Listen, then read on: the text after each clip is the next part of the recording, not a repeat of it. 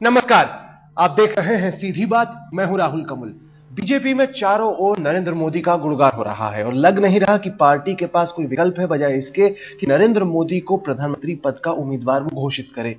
इस वक्त हमारे साथ मौजूद हैं आरएसएस के आइडियोलॉग, देश के प्रथम राजनीतिक बुद्धिजीवियों में से एक श्री गोविंदाचार्य। स्वागत है आपका सर। नेशनल एग्जीक्यूटिव बुलाई गई थी बीजेपी द्वारा राजनाथ सिंह के नाम पर मोहर लगाने की, लेकिन चर्चा सिर्फ और सिर्फ नरेंद्र मोदी की हुई। आपने उनको बहुत सालों से देखा है, बीजेपी को भी बहुत सालों से देखा है। आपके हिसाब से इतनी हवा मोदी के नाम पर एकाएक क्यों बन गई?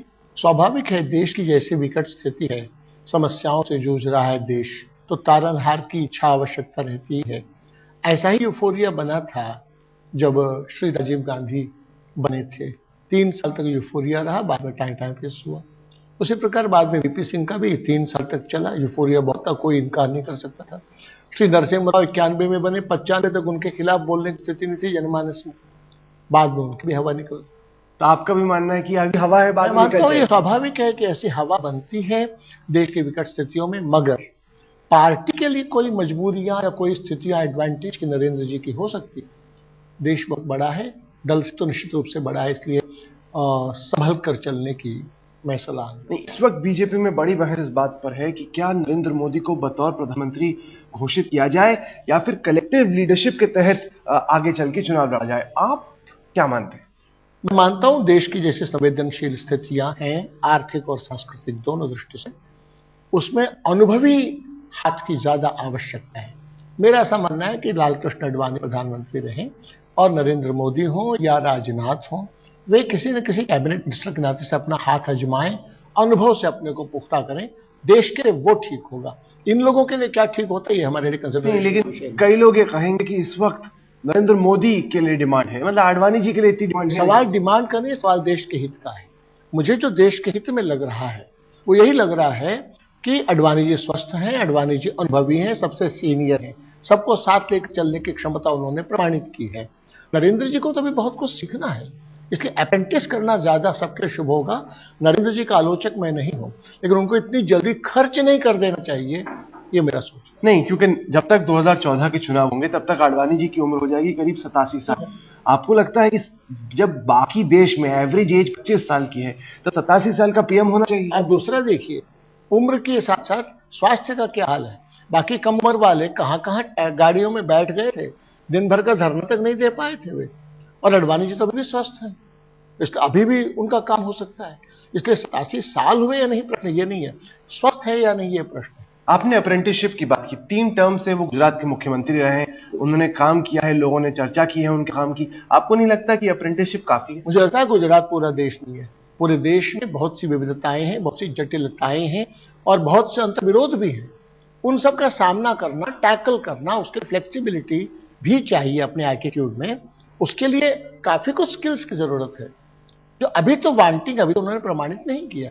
नहीं, पर आप मानते हैं कि वो फ्लेक्सिबल नहीं है? आप मानते हैं कि जिस तरीके से उन्होंने जिद की, संजय जोशी को जबरदस्ती करके नेशनल एग्जीक्यूटिव से हटवाया, बीजेपी से छुड़वाया, आपको लगता है कि कहीं ना कहीं बहुत अड़ियल है, एक बात पे अड़ जाते हैं तो फिर बीजेपी को उन्हीं की बात माननी होगी और ऐसे में बड़ा खतरा है आगे चल के?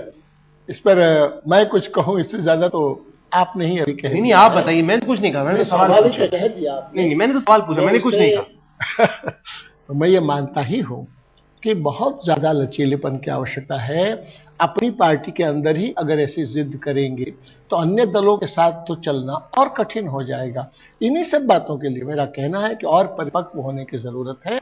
पॉलिटिक्स की हैंडलिंग में स्किल के साथ पेशेंस की जरूरत पड़ती है। मुझे लगता है कि एक इम्पेशेंस का माहौल बन रहा है जो न नरेंद्र के लिए अच्छा है न देश की दृष्टि से। तो क्यों बन रहा है ऐसा? स्वाभाविक है, जब कोई दिखता नहीं होगा और नरेंद्र जी के बारे में कारपोरेट सेक्टर भी अनुकूल होगा तो स्वाभाविक ऐसे वातावरण बना करेंगे। ये तो पार्टी के लिए एक सेंसिबल दृष्टि से विचार करने का विषय है कि चुनावी जीत सब कुछ नहीं है। चुनावी जीत सब कुछ नहीं है, ये पहले तय करें तो दल, व्यक्ति से बड़ा दल और दल से बड़ा देश तब दिखे। पर इस वक्त तो चर्चा ये हो रही है कि Narendra Modi equal to BJP, BJP equal to Narendra Modi. Rajnath Singh ने 95 मिनट का भाषण दिया, लोग सो रहे थे, बोर हो रहे थे, लेकिन जब जब उन्होंने मोदी का नाम लिया तभी तब ताली बजी। तो ये नहीं लगता कि कार्डर में वो भावना है? ऐसा होता है, एक सामयिक बात है। लेकिन कैडर के साथ साथ लीडरशिप का तकाजा यही है कि वो इन सब बातों को भी दखल में ले, लेकिन निर्णय पूरे विवेक और जरूरत के हिसाब से ले। लीडरशिप के हाथ में इस वक्त है नहीं बात, क्योंकि लीडरशिप चारों तरफ जो लोग खड़े हैं वो केवल एक ही नाम जप रहे हैं। ऐसा मुझे नहीं लगता। मुझे लगता है कि उस माने भारतीय जनता पार्टी में देश के बारे में सपना सजोए हुए लोग तो नीचे मिलेंगे। नेतृत्व के स्तर पर तो साजिश, तिकड़म, चालाकी और चापलूसी इसका ही आलम है। ऐसी स्थिति में कौन चुप है, इससे आप अंदाज नहीं कर सकते कि वो सहमत है या नहीं। जो चुप है वही साजिश रच रहा हो, यह भी संभव है। तो आपका मानना है कि इस वक्त बीजेपी के जो बाकी नेता हैं, चुप बैठे हैं, जो देख रहे हैं कि चारों तरफ गुणगान हो रहा है एक शख्स का, वो कोई साजिश करें कि किस तरीके से ऐन मौके पे मोदी जी हो साइड और वो बैठेंगे? तीन चीजें मैं कहता हूं ना, चालाकी भी, तिकड़म भी, साजिश भी। इसमें जो जो जिस फन में माहिर हो वो सब अपने काम में लगे होंगे।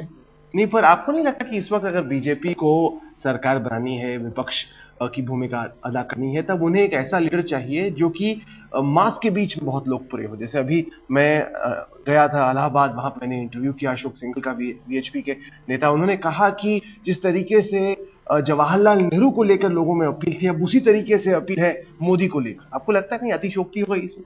थोड़ी सी अतिशयोक्ति है। उस समय के माहौल को वो जानते होंगे, अभी भी जानते होंगे, लेकिन सार्वदेशिक जो अपील होती है, समाज के सभी हिस्सों में जो अपील होती है, उस बारे में तुलना। तो आप बताइए, आप तो देश भर में घूमते हैं, लोगों से बातचीत करते हैं, जिस तरीके से करिश्मा मोदी का गुजरात में है, क्या आपको लगता है उत्तर प्रदेश में, बिहार में दोहरा पाएंगे उसको? मैं मानता हूं कि बीजेपी के समर्थक वर्ग में जो व्याप्त निराशा है, इसलिए समर्थक वर्ग में तो वैसा ही यूफोरिया जैसा आप सोच रहे हैं, लेकिन इन जनरल पूरे समाज का अगर हम आकलन करें और वोट पैटर्न का अगर हम आकलन करें, तो मैं मानता हूं कि इस यूफोरिया के बारे में एक अतिरंजित परसेप्शन समर्थकों के दिमाग में भी नहीं। पर कम से कम जो समर्थक है, अगर उसमें जोश आता है तो वो कस के जाके वोट देता है, बाकी लोगों को खींचता है, और इससे बीजेपी की जो टैली है मोदी के बगैर जितनी होती है और मोदी के साथ जितनी होती है, उसमें तो फर्क पड़ पता जाएगा। नहीं उस ध्रुवीकरण का प्रकार क्या होगा, ध्रुवीकरण की रीच कितनी होगी, ये कास्ट बैरियर्स को, रीजनल बैरियर्स को, लैंग्वेज के बैरियर्स को, लोकल लीडरशिप के बैरियर्स को कितना तोड़ पाते हैं, ये सारी स्किल्स तो भी आजमाना बाकी है। तो आप बताइए, जैसे हमने सीधी बात में 2 ही हफ्ते पहले मौलाना महमूद मदनी का इंटरव्यू किया, उन्होंने कहा कि गुजरात में उन्होंने देखा कि मुसलमान मोदी को वोट दे रहे हैं। उन्होंने कहा कि जिस तरीके से पहले नफरत थी, वो नफरत का स्तर थोड़ा कम हो रहा है, मुसलमान मोदी को अब दुश्मन की तरह नहीं देखता। आपको लगता है कि यही पैटर्न बाकी राज्यों में भी देखने को कहते हैं ना, time is the best healer, लेकिन इसके बाद भी क्या प्रोवोकेशंस होंगे और लोकल लीडर्स इसको किस दृष्टि से वो काउंटर करेंगे, इस पर बहुत सी बातें निर्भर हैं। अभी तो बहुत समय बाकी है, इसलिए बीच बीच में क्या क्या और नुस्खे गैर जिम्मेदार राजनीतिक दल, जिसमें कांग्रेस को भी मैं शामिल मानता हूं, आजमाएंगे, इस पर तो अभी बात होना कठिन है। बीजेपी की नजर से सबसे अहम सवाल यह है कि अगर मोदी को प्रोजेक्ट किया जाता है, तो क्या जो एलाइज हैं, जो वाजपेयी जी के साथ जुड़े थे, क्या वही एलाइज नरेंद्र मोदी के साथ भी जुड़ेंगे? आपका क्या मानना है? चुनाव के पहले और चुनाव के बाद की स्थितियां तो अलग अलग रहेंगी। नए जुड़ेंगे, पुराने घटेंगे, ये सब आगे के समीकरण होंगे। चुनाव के पहले का अगर हम विचार करें तो सबसे ज्यादा कंटेंशियस अगर रोल रहा है, जनता दल यू का रहा है। मेरा ऐसा मानना है कि वो इतना तो विवेक का इस्तेमाल करेंगे कि अलग अलग लड़कर सभी गवा दे, इसकी बजाय वो कहीं सीट एडजस्टमेंट करेंगे, ज्वाइंट कैंपेनिंग नहीं करेंगे, झंडे शेयर नहीं करेंगे।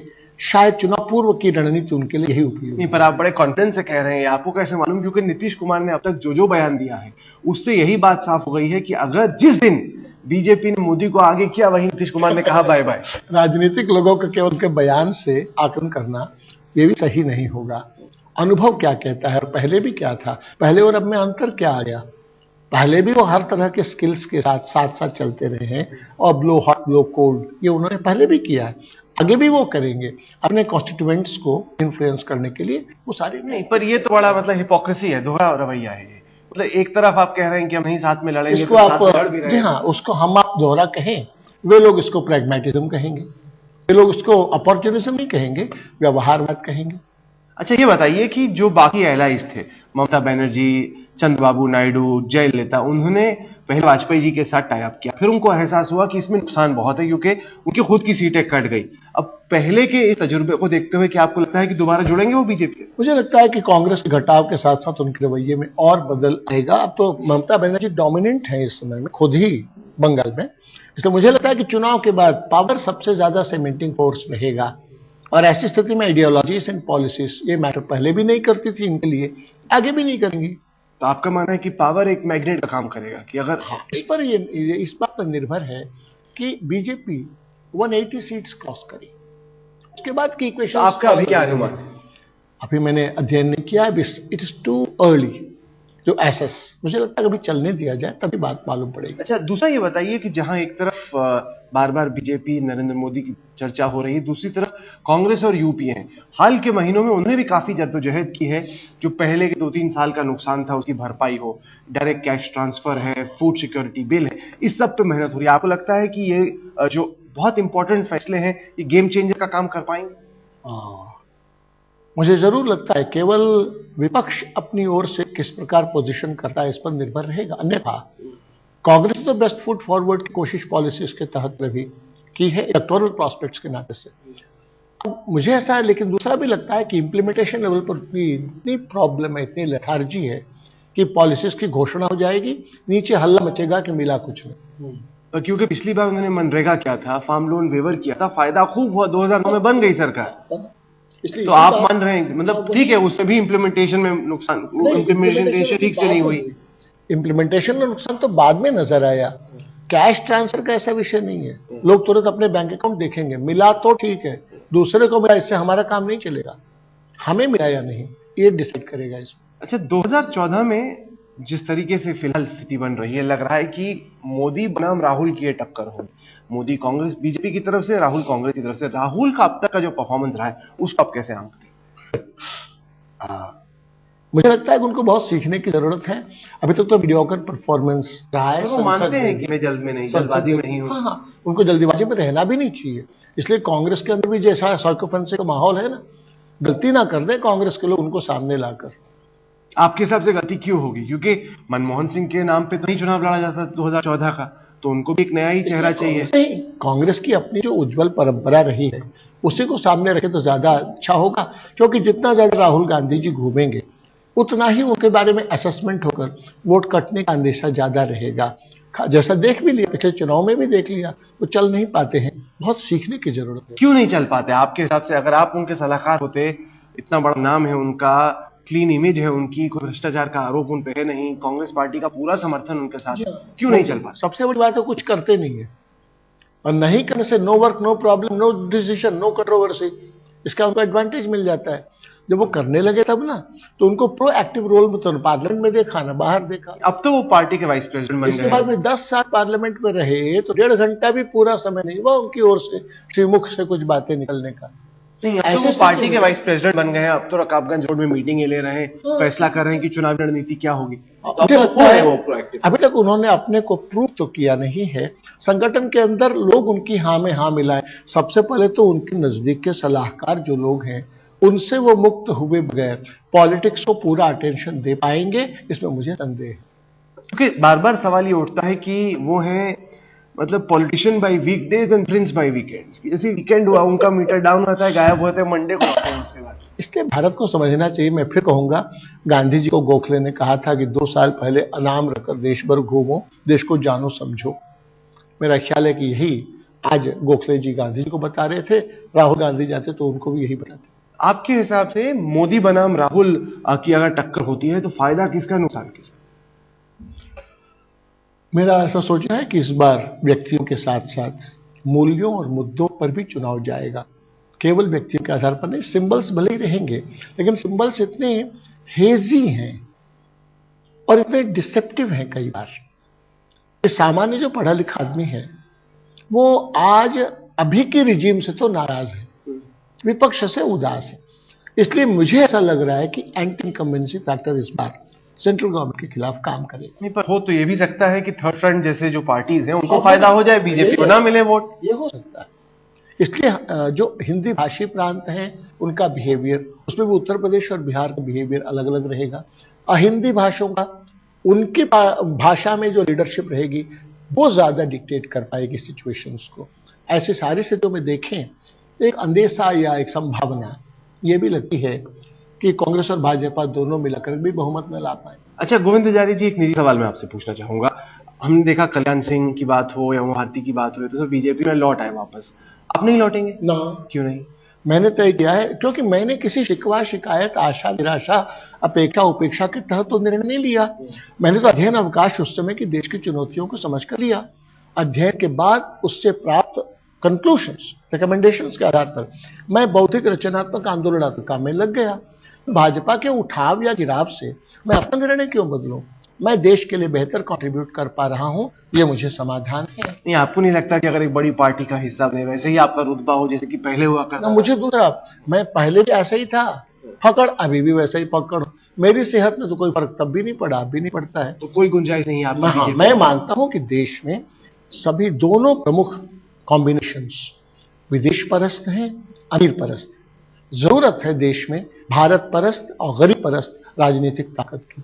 मैं उस औजार को गढ़ने में कुछ समय जरूर लगाऊंगा, ऐसा मैं सोचता। ऐसे में केजरीवाल कोशिश कर रहे हैं अपनी पार्टी खड़ी करने की। आपने पहले अन्ना और केजरीवाल को पर्दे के पीछे से काफी समर्थन दिया था। आपको उम्मीद नजर आती है कि दिल्ली में असेंबली इलेक्शंस होने वाले हैं? मैं मानता हूं कि चुनावी सफलता को आधार न बनाकर ऐसे 50-55 प्रयोग देश में चल रहे हैं, उन सबको जोड़कर एक ताकत बने, मैं इस कोशिश में लगा हूं। नहीं, पर उम्मीद इतनी है नहीं। देखा जाए, समय लगेगा। अगर वोट ही ना पड़े, सीट ना आए, कोई बात। जैसे काशीराम जी पहले चुनाव लड़े थे हारने के लिए, दूसरा चुनाव लड़े हराने के लिए, तीसरा चुनाव लड़े जीतने के लिए। राजनीति में टाइमिंग का भी महत्व है, पेशेंस का भी महत्व है। मैं मानता हूं कि देश की जरूरत अगर है और अपने में लगता है कि ऐसा होना चाहिए, तो नैतिकता का तकाजा है कि हम आगे बढ़े और को भी साथ लें। आपको लगता है कि केजरीवाल में कोई दम है? मैं मानता हूं कि मैं नीयत पर जरूर विश्वास करता हूं। क्षमता तो प्रमाणित होना है। अभी अन्ना जी की भी नीयत है, रामदेव जी की भी नीयत है, श्री श्री रविशंकर जी की भी नीयत है, और भी अच्छी सदशक्तियां हैं जो लगी। मेरी कोशिश होगी सब कैसे एक दूसरे के साथ सहयोग करें। गोविंदाचार्य जी, आपने वक्त दिया, सीधी बात कार्यक्रम में आए, इसलिए आपका बहुत बहुत शुक्रिया। तो ये थी गोविंदाचार्य जी से आज की सीधी बात। ये कार्यक्रम आपको कैसा लगा? आप अपनी राय हमें ईमेल के जरिए भेज सकते हैं। हमारा ईमेल का पता है sb@aajtak.com। साथ ही साथ इस कार्यक्रम को आप हमारी वेबसाइट पर देख सकते हैं, जिसका पता है www.aajtak.in/सीधी बात। तो अगले सप्ताह एक बार फिर से मुलाकात होगी। तब तक के लिए देश और दुनिया की बाकी खबरों के लिए आप देखते रहिए आज तक।